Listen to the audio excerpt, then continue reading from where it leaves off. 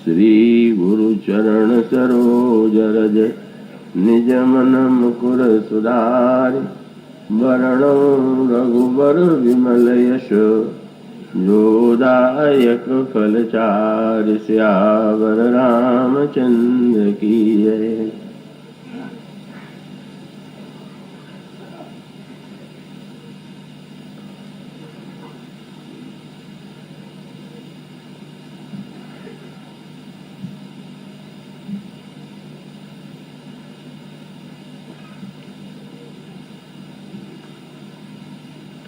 जनक सुता जग जननी जानकी अतिशय प्रिय करुणा निधान की। ताके जुगपद कमल मनाऊं जासु कृपा निर्मल मति पाऊं।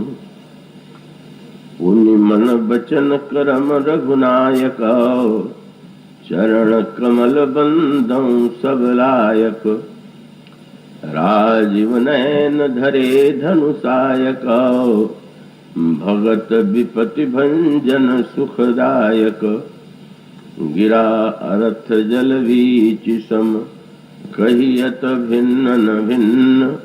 बंदों सीता राम पद जिन्हि परम प्रिय खिन्न। भगवत कथा रसिक महानुभाव भक्तिमती देवियों, अभी आपके सामने जो पंक्तियां पढ़ी गई हैं उसमें गोस्वामी जी पहले तो अनंत करुणामयी श्री किशोरी जी की वंदना करते हैं। जिन शब्दों का प्रयोग करते हैं वे हैं तो थोड़े से शब्द और उसमें अमित अर्थ है। वे कहते हैं जो महाराज श्री जनक की पुत्री हैं, सारी सृष्टि की जननी हैं और करुणा निधान श्री राम की अतिशय प्रिया हैं। उन श्री जानकी जी के दोनों चरण कमलों की मैं वंदना करता हूं, जिनकी कृपा से निर्मल मति प्राप्त होती है।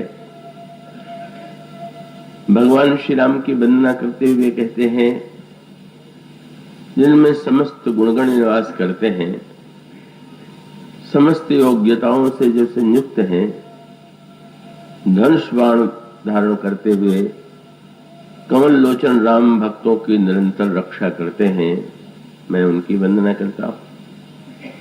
और फिर वे दोनों की संयुक्त वंदना करते हुए कहते हैं वाणी और अर्थ भले ही कहने के लिए दो शब्द हों, पर दोनों तो तत्वतः एक ही। और उसका अभिप्राय यह है कि जब आपके सामने कोई बात कही जाती है तो वह वाणी होती है, और जब आप उसे ग्रहण करते हैं तो अर्थ के माध्यम से ही ग्रहण करते हैं। वाणी में ही अर्थ समाया हुआ है और दोनों में कोई भिन्नता नहीं। और उसी तरह से आप समुद्र के किनारे, सरोवर के किनारे, नदी के किनारे खड़े होकर के देखें, वहां लहरें उठती देख करके आपके मुख से शब्द निकलता है तरंग या लहरें उठ रही हैं, किंतु क्या सचमुच जल से तरंगों में कोई भिन्नता है क्या? तो ठीक इसी प्रकार से श्री सीता जी और भगवान श्री राम वाणी और अर्थ की तरह, जल और बीज की तरह एक दूसरे से अभिन्न है, किंतु उनका प्रतिपादन भिन्न के रूप में किया जाता है। और जिन्हें खिन्न जन अत्यंत प्रिय हैं, उन दोनों जो अद्वैत तत्व हैं उनकी मैं वंदना करता हूं। तो ये जो एक ही तत्व जब दो रूपों में स्वयं अपने को व्यक्त करता है, तो एक सूत्र में आपके सामने प्रारंभ में एक शब्द बता दूं, तत्व और भाव। ये जो दो शब्द हैं, तत्व और भाव का अंतर कई लोग जानते होंगे, कई लोगों की दृष्टि में संभवतः न हो।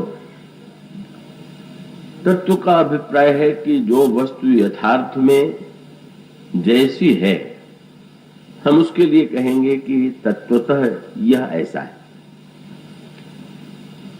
तत्व में कोई परिवर्तन नहीं होता, तत्व तो जैसा है उस रूप में ही वह होता है, रहता है। किंतु जब भाव शब्द का प्रयोग करते हैं तो उसमें भिन्नता है। तत्व जो है वो कर्ता के अधीन नहीं है, हम और आप उसमें कोई बदलाव नहीं ला सकते, पर भाव जो है वो कर्ता के अधीन है और आप भाव बनाने में स्वतंत्र हैं। आपके मन में भावना हो, आप श्री राम को पिता मान ले, आपके मन में भावना हो आप उन्हें पुत्र बना ले, तो इन दोनों में एक पार्थक्य है। तो संसार में अन्य जीव जो भगवान से प्रेम करते हैं वो भावनात्मक होता है, और श्री सीता जी और श्री राम का जो प्रेम है वो भावनात्मक न होकर के तात्विक है। उसको एक दृष्टांत के द्वारा मैं स्पष्ट करूं, उसका आपको सूत्र मिलेगा। ये तो संयोग के संदर्भ की बात कल परसों कही जा रही थी, पर वियोग के संदर्भ में भगवान राम जब हनुमान जी को दूत बना करके अपना संदेश भेजते हैं तो वे अपनी व्याकुलता का, अपनी पीड़ा का वर्णन करते हुए कहते हैं, उस समय उन्होंने जिस शब्द का प्रयोग किया आप उसमें पाएंगे यही तत्व शब्द। तो सुंदरकांड की वो चौपाई है, तत्व प्रेम कर मम अरुतोरा, हमारे और तुम्हारे प्रेम का तत्व। तो ये जो तत्व शब्द है प्रेम में सर्वत्र आपको प्रत्येक प्रेमी के संदर्भ में नहीं मिलेगा, पर भगवान राम श्री सीता जी के अपने प्रेम को कहते हैं कि वो तो तात्विक प्रेम, और जो भावनात्मक वस्तु होती है उसमें परिवर्तन होता है, तो उसमें उतार चढ़ाव भी हो सकता है। आपके मन में कोई भावना आज है और कल हो सकती है वो भावना ना हो। तो इस तरह से भावना में एक परिवर्तन की प्रक्रिया दिखाई देती है, पर तत्व तो निरंतर निरंतर एक रस है, अपरिवर्तित है, उसमें कोई बदलाव नहीं आता।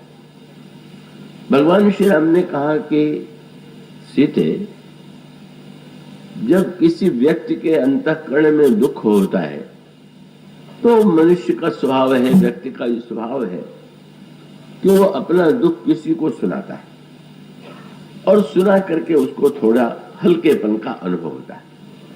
किंतु उसके साथ साथ एक बड़ी प्रसिद्ध बात है कि दुख सुनाने के लिए उपयुक्त व्यक्ति का ही चुनाव किया जाना चाहिए। अगर ऐसे व्यक्ति को आप अपना दुख सुनाने लगे, कब उसे सुन करके उसको वितृष्णा लगे या उसके मन में कोई विनोद की ही वृत्ति आ जाए कि ये तो छोटी सी बात को इतनी बड़ी करके देखते हैं, तो उसे सुनाना तो व्यर्थ है। इसलिए सुनाने के लिए उपयुक्त पात्र चाहिए। आपने वो प्रसिद्ध दोहा सुना होगा, रहीम जी ने कह दिया कि रहीमन निज मन की व्यथा मन ही राखो गोए, सुनी अठिलई है लोग सब बाट न ली है कोई। अपने मन के दुख को अपने पास रखो, सुन करके लोग ठिलाएंगे, कोई उसको बांट तो नहीं लेगा। किंतु ऐसा लगता है व्यक्ति को, और भगवान राम ने भी संदेश में यही वाक्य कहा, कहूं ते दुख कछु घटी होई, कुछ घटता है। तो यदि ये सिद्धांत आप मानते हैं तो आपको जिस दुख की अनुभूति हो रही है आप उसे किसी से कह लीजिए। तो प्रभु ने कहा कि इसलिए मैं नहीं कह पा रहा हूं कि काहि कहो यह जाने न कोई। हमारे और तुम्हारे ये जो हम यदि कोई संदेश कहें तो उसे कोई जानने वाला नहीं, तो बड़ी अद्भुत बात है। भगवान श्री राम तो कई ऐसे प्रसंग हैं जब भगवान राम कई लोगों को प्रमाण पत्र देते हैं, कई भक्तों को विविध प्रसंगों में किसी को भगवान बड़ा चतुर की उपाधि दे देते हैं, किसी को भक्त की, किसी योद्धा की। पर इस प्रसंग में भगवान ने कहा कि ना ना, कोई नहीं जानता। तो फिर क्यों नहीं जानता? तो फिर प्रभु ने तत्व शब्द का प्रयोग किया। उन्होंने कहा तत्व प्रेम कर मम अरुतोरा। तो महाराज का वो जानने वाला क्या संसार में कोई नहीं है क्या? तो उन्होंने कहा कि नहीं, एक जानने वाला है। कौन? बोले तत्व प्रेम कर मम अरुतोरा जानत प्रिया एक मन मोरा। प्रेम, तुम्हारे और मेरे प्रेम का तत्व तो केवल मेरा ही मन जानता है। अब देखिए विलक्षणता, ये भी परंपरा से हटके प्रभु ने बात कही।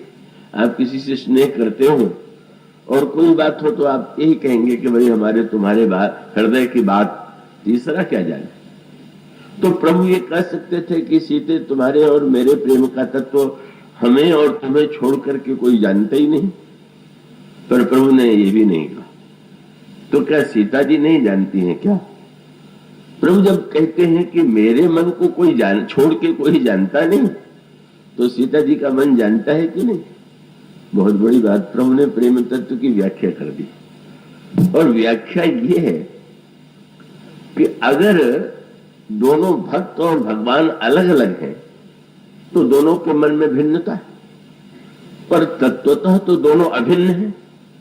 और जब अभिन्न है तो भगवान श्री राम का तात्पर्य यह था कि अगर उसको जानने वाला दो हो जाए, मानो सूत्र दे दिया कि अगर ये कहा जाए कि सीता जी और श्री राम दोनों का मन जानता है, भगवान राम ये कहें कि तुम्हारा और मेरा मन जानता है, तो द्वैत तो आ ही गया।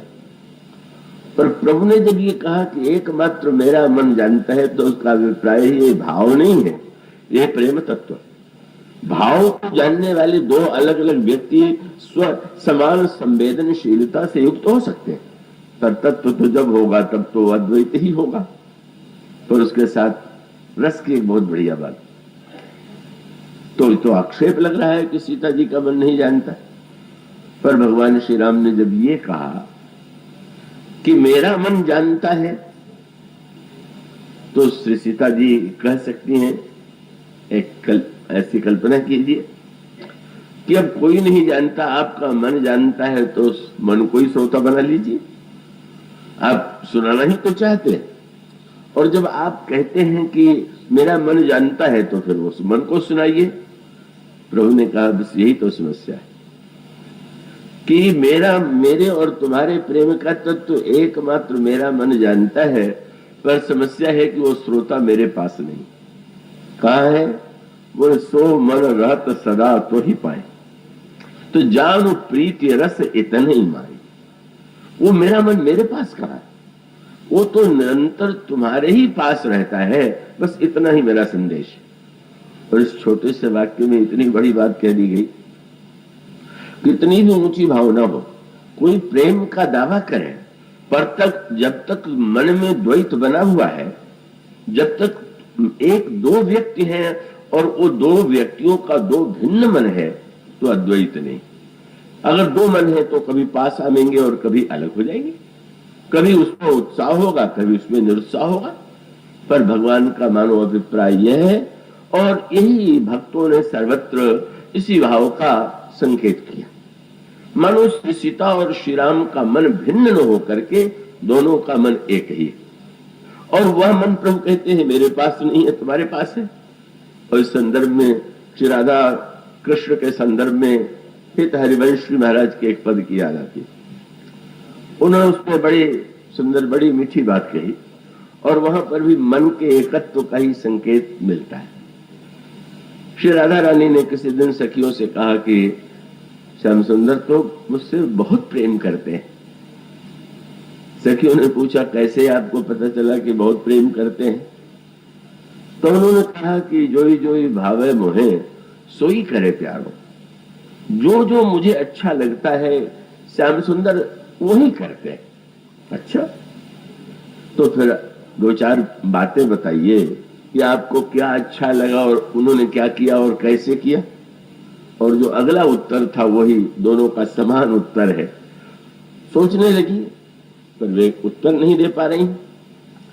सखियों ने पूछा इतना विलंब क्यों? तो उन्होंने कहा कि अब तुम्हारा प्रश्न सुनकर मेरे सामने एक समस्या आ गई। क्या? बोले जोई जोई भावे मोहे सोई करे प्यारो, लेकिन जोई जोई प्यारो करे सोई मोहे भावे। समस्या ये है कि प्रियतम श्री कृष्ण जो करते हैं वही मुझे अच्छा लगता है। मानो पता ही नहीं चलता है कि श्री राधा रानी का मन देख करके श्री कृष्ण करते हैं कि श्री कृष्ण जो करते हैं वही राधा रानी को अपना मन लगने लगता है।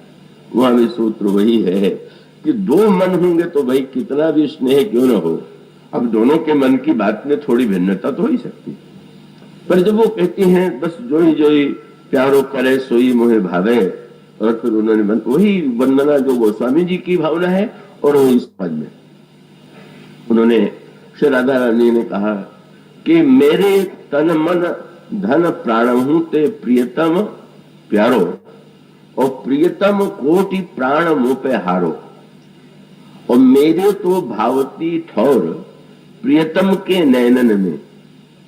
कहाँ रहती हैं आप? कि मैं तो प्रियतम के नैनों में निवास करती हूँ। तो और प्रियतम कहाँ रहते हैं? बोले प्रीतम भयो चाहे मेरे नैनन को तारो। एक और मैं उनके नेत्र की यदि पुतली हूं तो श्याम सुंदर मेरे नेत्र की पुतली है। और अंत में वही पद गिरा अर्थ जल बीच सम, कहियत भिन्न भिन्न बंदो सीता राम पद जिन्हीं परम प्रिय खिन्न।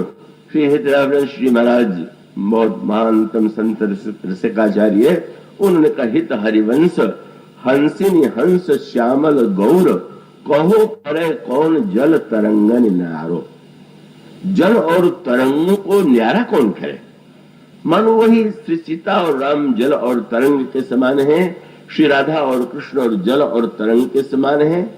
किंतु देखिए जल शांत हो, आप उसे देखिए, और जल में लहरें उठ रही हो तो लहरों को देखिए, तो लहरें और जल कोई भिन्न तो नहीं है, लेकिन जब जल में लहरें उठने लगती हैं तो एक अद्भुत शोभा, एक अद्भुत दृश्य उपस्थित हो जाता है।